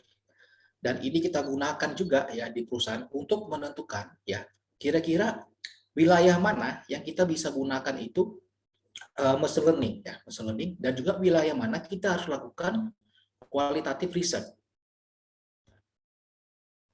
Nah, ini ya. Nah, ini sudah terlihat ya screen-nya ya. Sudah ya. Mohon konfirmasi. Moderator sudah terlihat screen Sudah saya? terlihat Pak. Nah, ini Cuneiform Framework ya, bacanya Cuneiform ya, dari David Snowden, expert di IBM ya. Di sini dia menyampaikan kalau case-nya itu simple ya, know the known ya, kita tahu apa yang kita tahu ya. Misalnya ya, untuk menjelaskan performance dari divisi tertentu. Itu mudah. Kita tahu caranya apa. Kita lihat dari sales performance-nya ya, kemudian dari cost allocation-nya ya, cost utilization dan sebagainya. Terus dari mungkin angka turnover, kemudian masyarakat yang dia layani dan sebagainya, itu simple. Ya, kita know the known. Lalu kalau masuk ke layer yang kedua, know the unknown ya. Kita tahu apa yang kita nggak tahu. Ya. Misalkan kita menjelaskan tadi metrik dari satu divisi, tapi ada unit bisnis baru ya di bidang digital e-commerce misalkan. Itu kan data-datanya kan susah, seperti saya diminta KPPU ya untuk mengakses ya tingkat kemungkinan perusahaan digital yang melakukan persaingan usaha tidak sehat. Itu datanya sangat susah, tapi saya tahu data apa yang harus saya collect. Ya. Saya harus tahu kan apakah dia melakukan price discrimination ya, kemudian dia melakukan misalkan predatory pricing gitu ya. Saya tahu variabel apa yang harus di-collect. Sehingga ini case-nya complicated. Kita masih bisa address dengan machine learning. Ya. Tapi kalau sudah masuk kompleks, ya, ini masuk itu adanya unknown di unknown. Ya. Contohnya, kapan pandemi berakhir? Ini itu antara complicated dengan kompleks. Unknown di unknown. Ya. Jadi pakar patologi sekalipun ya, mereka juga agak sulit memprediksi karena ada varian-varian baru yang bermutasi gitu ya. Nah, ini masuk unknown di unknown. Apalagi kalau ditanya kapan ya ekonomi ini mulai stabil, wah itu lebih parah lagi. Itu mungkin chaos ya. Karena disrupsi yang terjadi bukan karena pandemi doang ya. Di sini ada disrupsi yang disebabkan juga geopolitik ya. Jadi antara barat dan timur juga bergejolak ya. Kemudian disrupsi dari sisi teknologi ya. Teknologi juga udah berkembangannya ya udah luar biasa gitu ya. Dan terjadi juga disrupsi dari sisi behavior dari customer. Ini masuk unknowable unknown gitu ya. Jadi sifatnya benar-benar sulit diketahui. Sehingga kalau di fase ini kita harus melakukan probe ya, probe, sense dan respon. Jadi kita harus melakukan observasi, engagement ya. Nah, kita harus melakukan etnografi, kita harus terlibat info di sini. Dan di sini tuh datanya nggak ada, datanya nggak ada. Ya, dan sulit kita untuk mendesain algoritma. Ya, datanya aja susah. Ya, misalkan ya, saya sampaikan, gimana caranya mengukur ya perception dari customer terhadap produk kita ya dengan data susah ya. Kita harus melakukan qualitative research, kita harus melakukan survei ya, bahkan kita mengamati observasi mereka. Jadi misalkan kan kita punya data nih dari kamera, kita lihat pada saat dia membeli kemudian dia menggunakan di situ berapa lama dia membuka, kemudian pada waktu dia ngelihat berapa lama. Dan itu saja ketika data udah banyak sebanyak itu belum tentu juga menjelaskan ya tingkat kepuasan orang, satisfaction dan persepsi dia. Karena itu ada di level kognitif. Ya. Jadi kalau case-case kayak gini itu berat. Nah, kenapa saya menjelaskan ini contohnya tadi? Untuk menilai leadership seseorang. Nggak bisa dari data. Ya, meskipun ya saya mendeliver data segala macam ya. Nah, itu juga kenapa kami itu tidak hanya mengintegrasikan computer intelligence ya, tidak mesin intelligence, tapi kita pakai human plus dengan mesin intelligence ya. Jadi di sini human intelligence nih, manusia dengan kecerdasannya dia bisa ya melakukan observasi, lalu etnografik itu biasa riset di antropologi ya. Jadi kalau kita misalnya mau tahu persepsi teknologi sama orang anak dalam, nggak bisa kita survei dia. Nggak bisa cuma kita ngasih form ya kan, dia suruh ngisi pakai Google Form, nggak mungkin. Itu bias. Mungkin dia nggak tahu juga Google Form apa, mungkin nggak bisa baca juga gitu kan. Gimana cara kita membaca persepsi satu suku di pedalaman Kalimantan atau di Sumatera, ya persepsi mereka terhadap teknologi modern saat ini? Nggak bisa. Kita harus hidup di sana 3 bulan, 6 bulan, ya mungkin makan mereka tinggal bersama mereka ya, baru kita bisa mengerti gimana pandangan mereka sama teknologi ya. Jadi kayak gitu, itu kenapa banyak researcher itu mereka yang dari barat itu kan mereka tinggal di pedalaman Indonesia ya, termasuk kalau dia mau riset itu terkait dengan animal ya, mereka kan berinteraksi langsung di hutannya segala macamnya, karena itu datanya nggak ada gitu. Ya, jadi clear ya di sini. Untuk case-case tadi menilai yang sifatnya itu sangat level di perception ya, itu di kognitif, tidak eksplisit ya, datanya tidak ada ya. Kita harus lakukan interview, FGD, observasi ya. Memang itu bias juga, itu terkadang bias. Makanya perlu juga ya, itu best practice di dalam doing qualitative research itu juga ada terms, ada cara-caranya, ada best practice ya. Jadi nggak sembarangan orang juga bisa melakukan itu. Saya di PhD saya dissertation, saya menggunakan ya mixed method ya, antara kuantitatif ya dengan kualitatif untuk menilai strategic decision making ya di level eksekutif untuk level project initiation. Nah, itu saya jalankan ya. Dan kenapa saya bisa menjalankan ya? Alhamdulillah tesis saya cukup cepat ya selesai. Saya PhD itu 2 tahun 11 bulan ya. Jadi kalau kadang ngomong sama orang kayak nggak percaya kan, dikiranya saya dokter HC ya kan. Dokter HC 2 bulan bisa dapat dokter HC kan. Saya 2 tahun 11 bulan karena ya tadi saya udah expert di bidang project gitu ya. Dan sampel dari responden saya itu teman-teman saya juga gitu. Jadi saya udah terlibat dalam project, saya sudah melakukan etnografik gitu ya. Jadi saya meriset industri yang benar-benar saya sangat familiar. Jadi di oil and gas ya, itu saya jalankan di sana. Jadi seperti itu. Jadi jawabannya untuk eksplisit fenomena ya, datanya kita bisa langsung mendapatkan, itu go ahead aja. Jalankan pakai machine learning, predictive analytics itu bagus. Karena kalau kita di sini gunakan pakai manusia itu kan kalau datanya banyak, dia nanti presisinya rendah. Ya udah gitu manusia fatigue, lelah gitu kan. Ini kasih mesin aja nih, presisinya bagus dia. Ya, dan kita bisa lakukan itu reproduce. Reproduce itu kita bisa pakai berulang-ulang. Kasih data baru, keluar hasil. Data baru, keluar hasil. Ya kan? Dan ini sangat efisien. Ya, sangat efisien, murah gitu ya. Nah, tapi kalau tadi menilai kemampuan seseorang siap memimpin, ya nggak bisa. Ya, kita harus pakai human intelligence. Nah, kira-kira itu jawabannya. Dan last but not least, terkadang ada fase disorder.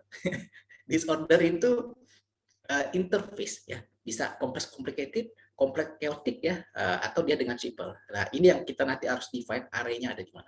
Kira-kira itu jawabannya, semoga bisa bermanfaat. Oke, untuk Anonymous, apakah sudah terjawab? Mungkin yang bertanya?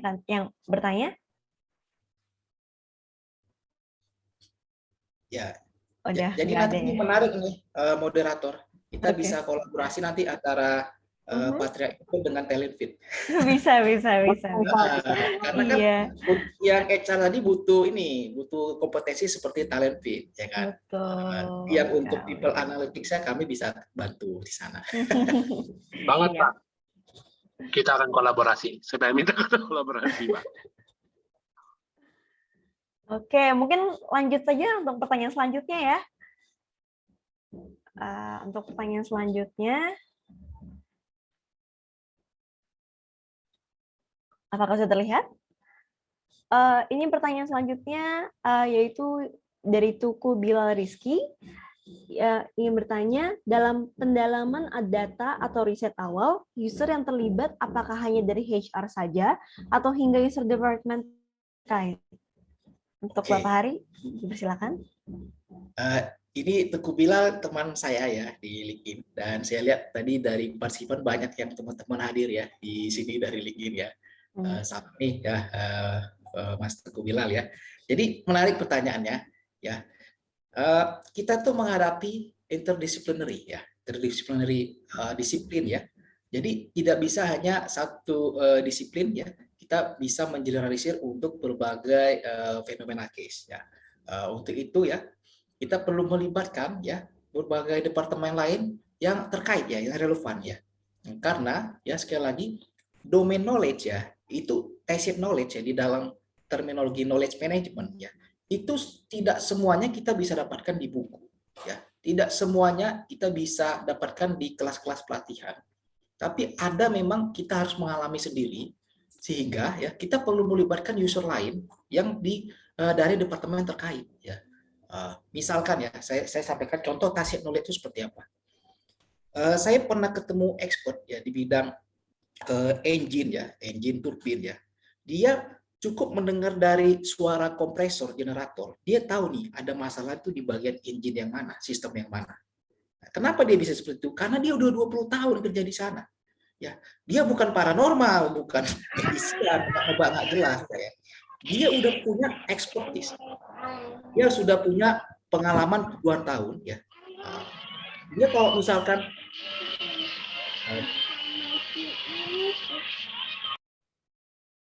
halo, kayaknya salah keyboard tadi, kemudian saya. Oke, sekarang saya udah jelas. Ya, jadi kita perlu libatkan user ya, selama kita tidak bisa ya tadi untuk menguasai seluruh tadi tacit knowledge ya, kita nggak mungkin ya.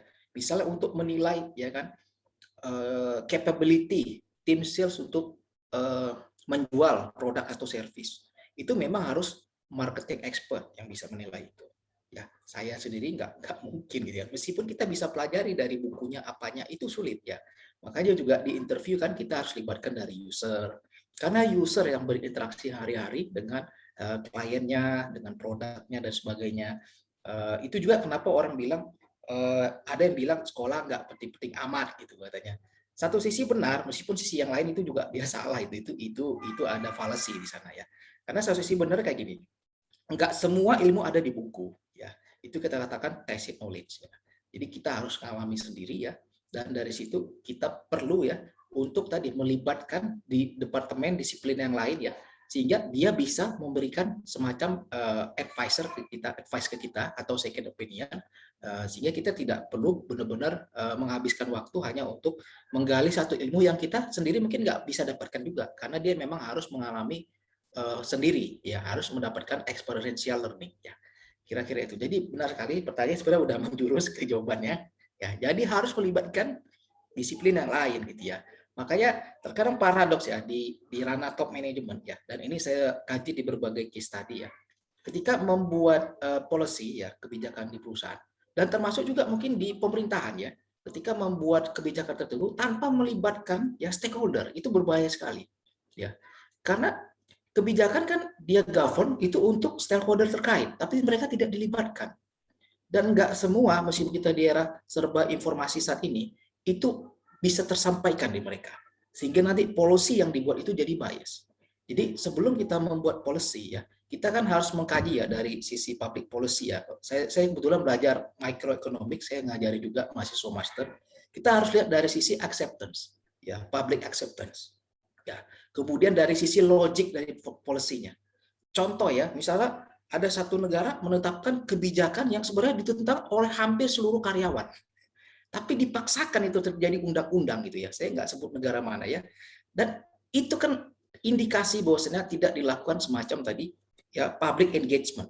Ya, sehingga public acceptance-nya nggak dapat gitu ya. Nah, ini berbahaya juga kalau di level perusahaan. Makanya perlu sekali lagi ya kita untuk melibatkan ya selama memang mereka relevan ya, sehingga decision policy yang kita set up itu sudah mencerminkan realitas yang ada di lapangan. At least tuh biasnya berkurang lah ya, jadi incremental itu berkurang. Mungkin ideal nggak mungkin ya, tapi kita minimal itu bisa lebih optimal ya, mendekati realita fenomena yang ada di lapangan. Kira-kira itu jawabannya. Oke, baik. Apakah untuk Bapak Tuku Bila Rizky sudah terjawab? Sudah, thank you Pak Ari.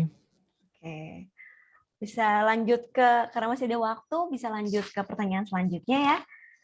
Untuk pertanyaan selanjutnya, yakni dari Anonymous lagi, apakah People Analytics merupakan bagian dari Data Analytics? Ya. People Analytics bagian dari Data Analytics karena menggunakan kompetensi capability Data Analytics. Hanya saya domainnya yang berbeda. Ya, jadi ada Operation Analytics, ada Financial Analytics ya. Itu yang kami jalankan juga di Public Masterclass Sabtu Minggu ada ya. Ada juga itu Marketing Analytics, itu juga ada. Ada juga People Analytics. Ya.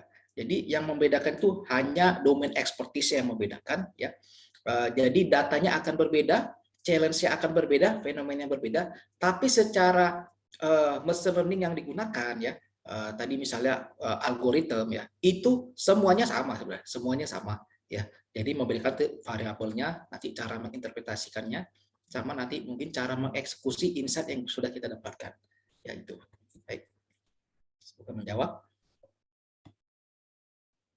Silakan yang lain.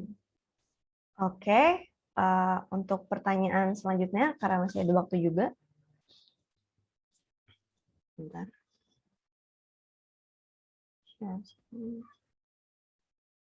Oke, dari Anonymous lagi. Pertanyaan selanjutnya adalah, apakah penggunaan Kanime ini sama seperti Orange Data Mining? Apakah ada standar akurasi, AUC, ROC, sehingga model yang kita buat dapat dikatakan baik? Ya, saya akan tunjukkan.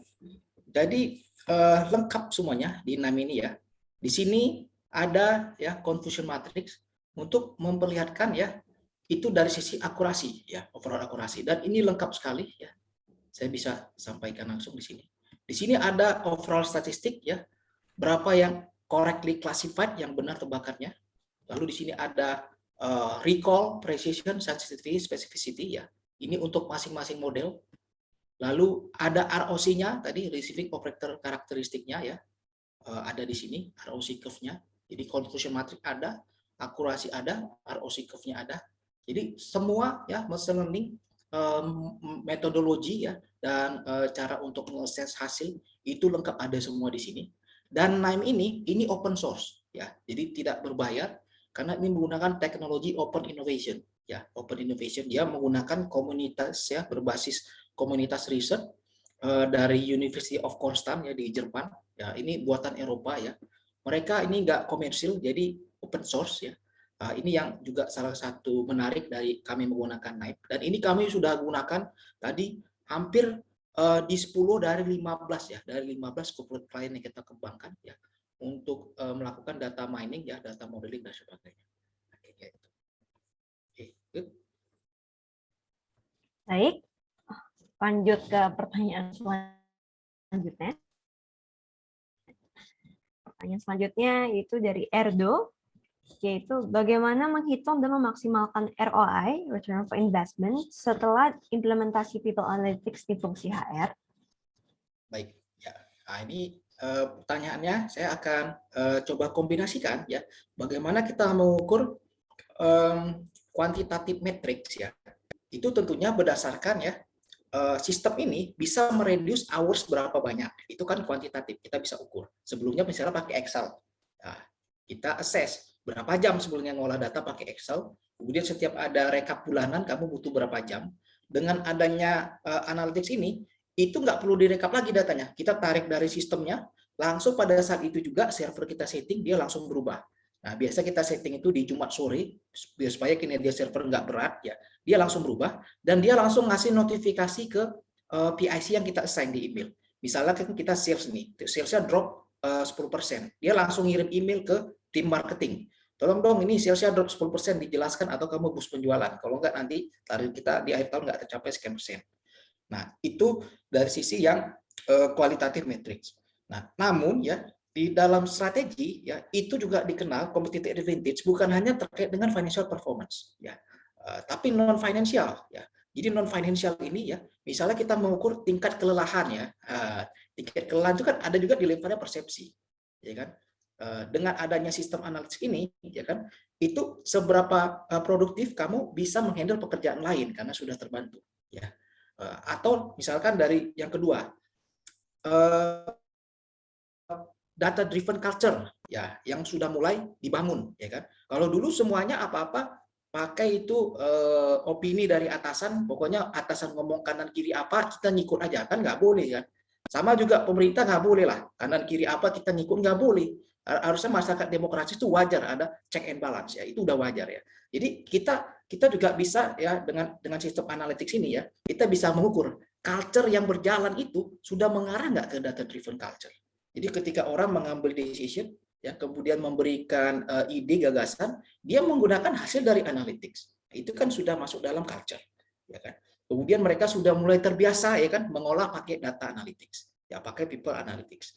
Nah, ini kan merupakan bagian dari non-financial performance yang harus diukur ya. Termasuk juga nanti dari sisi sustainability perusahaan. Ya, misalkan ya dengan sistem analitik ini tuh berapa persen kontribusi perusahaan ya itu bisa mereduce misalnya penggunaan paper dalam bentuk report ya. Kemudian misalkan kita bisa memberikan kontribusi untuk sosial ya. Misalkan kita menggunakan CSR Analytics. Dulu saya kembangkan di Petrofin ya. Jadi kita sudah bisa membuat spatial mapping untuk melihat persebaran ya CSR dalam bentuk program ya. Kita bagi ada 4 program: pendidikan, kemudian ada bantuan sosial, kemudian ada juga pemberdayaan masyarakat ya, dan juga kegiatan agama. Kita bisa lihat proporsinya ya, dan kita mapping berdasarkan tingkat resilience itu di daerahnya. Jadi kalau daerah rawan bencana ya berarti proporsi terbesar itu untuk bantuan bencana alam. Kalau misalnya daerahnya itu tingkat penganggurannya tinggi, berarti untuk pemberdayaan masyarakat atau edukasi. Nah, dan di sini kita bisa menemukan tuh link and match ya kan antara program yang disalurkan dengan kebutuhannya. Ya, jadi sekali lagi ya in overall saya menyampaikan kita mengukur financial performance dan juga non financial performance ya. Ya, sehingga itu akan terlihat ya. Terkadang tuh lebih banyak tuh dampaknya yang non financial itu yang perlu diassess. Karena biasa orang hanya mengukurkan return on investment ya. Manfaatnya berapa sales yang di-generate dengan sistem yang kita kembangkan. Itu juga bisa diukur ya kan. Tapi banyak yang non financial yang kita bisa ukur, misalnya mereduce hours dari tim kita, terus bisa mengurangi tingkat kelelahan ya kan. Kemudian membangun data driven culture. Kemudian dari sisi data governance ya, datanya itu lebih presisi, lebih valid ya kan. Kemudian SOP-nya jelas, instruksi kerjanya jelas. Nah, ini juga yang harus dibangun juga ya, bagaimana cara mengukur non financial metrics tadi sehingga kita dapat ukuran yang holistik ya, baik secara financial performance dan juga non financial performance, sehingga itu nanti yang kita bandingkan rasionya dengan investment yang kita kembangkan ya. Dan secara investment kalau misalnya lebih besar dari 1 ya kan rasionya, maka kita bisa katakan itu justified ya untuk investasi. Dan yang kedua saya ingin sampaikan ya, perlu juga itu dikajinya itu pakai prinsipnya itu lifetime value ya, lifetime value. Jadi jangan sampai kita mengukur sistem inovasi people analytics hanya untuk 1 tahun, jangan. Kita kan mengukur tuh sampai nanti ya 5 tahun, 7 tahun sampai sistem ini tuh masuk ke fase mature ya, dan kita harus gantikan. Jadi ditarik itu selama usia manfaatnya ya kan, umur manfaatnya berapa banyak benefit baik secara financial dan non financial, baru kita present value ke depan ya, baru kita bandingkan dengan investasi yang dikeluarkan, plus juga dengan maintenance cost yang harus kita spend ya, dan juga development cost ke depan. Jadi seperti investment ya, jadi seperti investment dari future value kita present value ya kan, lalu kita bandingkan dapat nanti ROI-nya. Nah, kira-kira itu.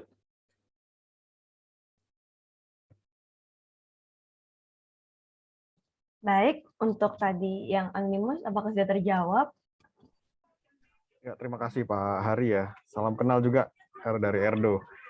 Teman di LinkedIn juga. Oh iya iya. Ya, baru ketemu live sekarang. Bagi teman-teman yang lain silakan bisa kita terkoneksi di LinkedIn. Nanti bisa follow saya. Saya connection memang udah habis jatahnya. Paling hanya bisa di-follow, tapi silakan ya kita bisa terkoneksi. Saya sudah kirim ke everyone.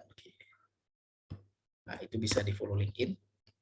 Kemudian nanti yang ingin tahu lebih banyak demo-demo terkait dengan people analytics ya, itu juga bisa berkunjung visit di YouTube kami ya, YouTube kami, itu perusahaan. Jadi itu ada demo-demonya, dan kiranya nanti untuk yang people analytics kami akan kembangkan juga ya di salah satu klien juga ya, yang tadi salah satu project yang terbesar nanti tahun depan kita akan jalankan itu di industri power plant ya. Nah, ini link untuk YouTube ya, jadi bisa juga di check it out ya untuk demo-demonya ya. Kira-kira itu. Silakan kalau ada lagi.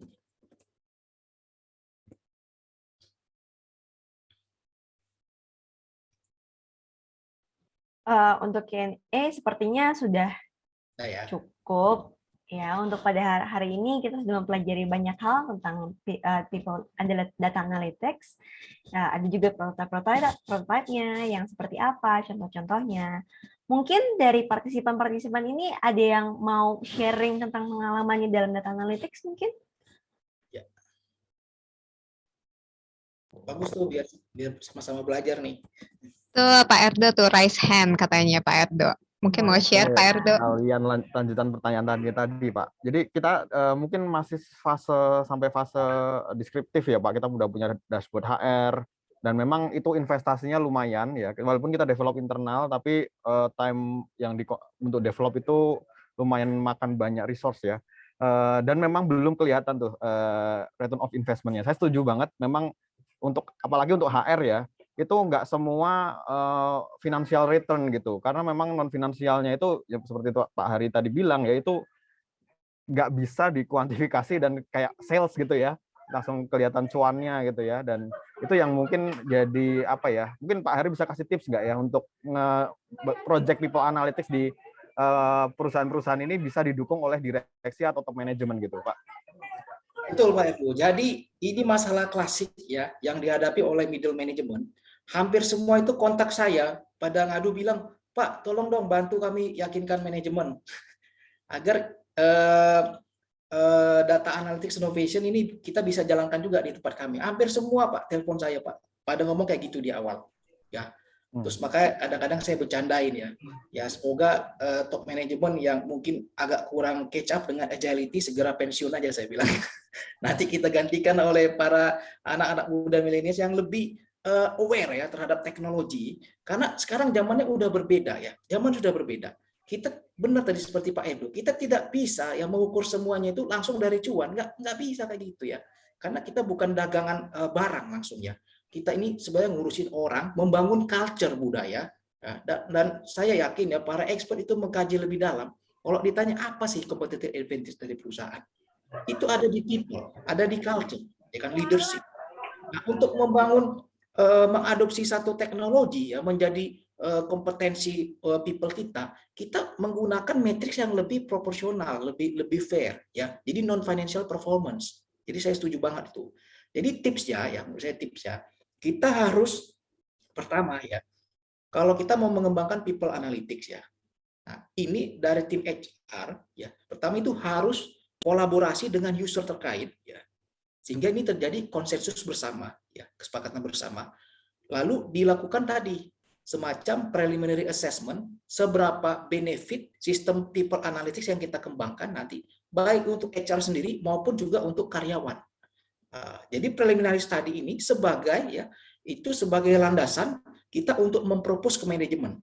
Pak, ini berdasarkan preliminary study yang kami jalankan ya bersama para user yang lain ya, hasilnya seperti ini sehingga kami merekomendasikan seperti ini. Itu yang pertama. Terus yang kedua, untuk mengadres itu financial barriers ya.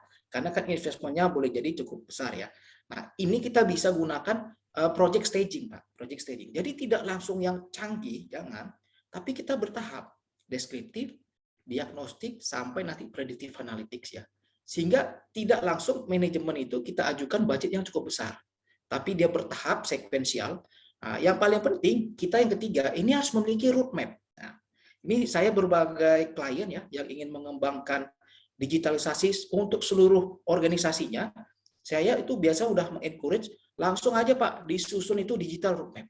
Jadi bukan hanya menyusun RJPP RKAP lagi nih. Sekarang di era digital, kita harus menyusun digital roadmap. Jadi contohnya tuh analoginya gini. Kita kan mau membangun rumah digital, ya kan? Kita harus define, ya kan? Rumahnya ini tuh rumah fungsinya apa, ya, fondasinya seperti apa. Nanti kan untuk mengosong fungsinya tadi ya, mensupport fungsinya tadi. Terus di mana ruang tamunya, ruang utamanya, ya kan? Terus toiletnya di mana, segalanya. Itu kita buat fondasi-fondasinya. Sudah ada itu, plotnya sudah ada semuanya. Baru kita buat prioritas, Pak, nanti kita bangun dulu nih fondasi dari ini, nanti 6 bulan pertama ini, berikutnya ini, secara periodik kita, sampai nanti terbangun rumah besarnya. Jadi pada waktu kita mempropos, kita bilang, Pak, ini rumah besar nanti bakal jadi seperti ini semuanya, manfaatnya bakal ini, dan project kita buat staging. Ya, kita buat itu sekuensial, dari sini dulu, tahun pertama, tahun kedua, tahun ketiga, tahun keempat, sampai nanti 5 tahun, semua ya divisi dari perusahaan kita itu fully utilize menggunakan data analytics. Dalam 5 tahun kita kejar itu. Nah, itu yang saya kolaborasikan biasanya dengan user, kita membuat digital roadmap 5 tahun ke depan. Jadi vision kita itu mendigitalize seluruh unit bisnis, ya, seluruh fungsi divisi untuk mengolah data sudah pakai mesin. Ya, itu dalam 5 tahun yang kita kembangkan.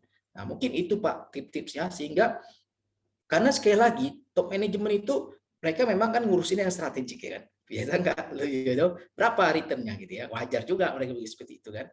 Tapi kita perlu juga ya kasih tuh gambaran besar, visionnya bakal ke arah mana, tapi eksekusinya dari small, ya kan, dari yang bertahap, sehingga secara investmentnya nggak terlalu besar, ya. Dan mereka juga bisa melihat, oh iya ya, nanti bakal jadi seperti ini, ya, sehingga kita bisa consider. Kira-kira itu Pak Efdo, ya. Semoga bisa membantu Pak. Terima kasih Pak Hari. Thank you. Welcome.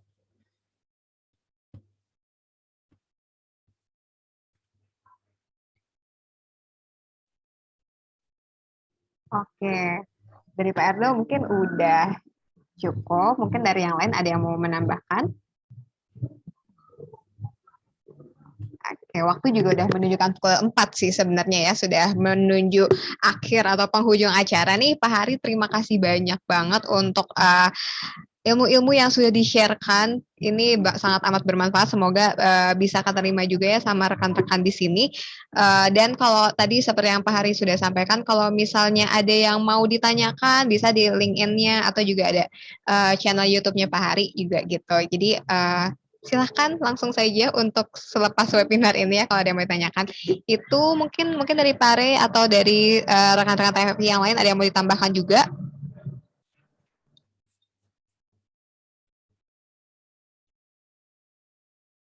Kayaknya cukup sih ya untuk hari ini. Baik, sekalian mau ngingetin juga nih untuk besok di hari Sabtu kita jam 9 ya teman-teman. Jadi bukan jam 2 lagi, takutnya ada yang masuk Zoom-nya jam 2 lagi. Itu udah selesai acaranya ya Bapak Ibu, jangan lupa. Jadi hari ini udah hari ini sampai di sini pertemuan kita. Besok berjumpa lagi. Terima kasih banyak Bapak Ibu atas kehadirannya. Semoga bermanfaat, dan Pak Hari tentunya terima kasih banyak juga. Dan Ibu Abin sebagai moderator, terima kasih banyak. Terima kasih ya, Mbak Abi. Makasih Bapak Ibu sekalian, teman-teman sekalian. Makasih Pak Ari semuanya.